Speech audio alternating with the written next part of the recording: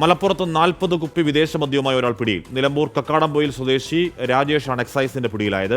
Vipin C Vijayan വിവരങ്ങളുമായി ചേർന്നു. വിപിൻ, 40 കുപ്പി വിദേശ മദ്യം എന്ന് പറയുമ്പോൾ അത് എന്തായിരുന്നു രാജേഷിന്റെ ഉദ്ദേശം?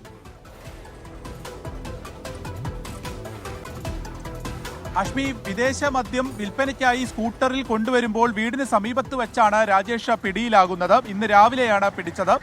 നിലമ്പൂർ എക്സൈസ് റേഞ്ചിന്റെ നേതൃത്വത്തിലായിരുന്നു ഈ പരിശോധന. അതായത് വിദേശ മദ്യം വാങ്ങി അത് ഉയർന്ന വിലയ്ക്ക് അനധികൃതമായി വിൽപ്പന നടത്തുന്നു എന്ന വിവരം ലഭിച്ചതിന്റെ അടിസ്ഥാനത്തിലായിരുന്നു ഈ പരിശോധന. 1/2 ലിറ്ററിന്റെ 40 കുപ്പികളിലായിട്ടാണ് ഈ സ്കൂട്ടറിൽ സൂക്ഷിച്ചിരുന്നത്. അതാണ് വിൽപ്പനയ്ക്കായി എത്തിച്ചിരുന്നത്.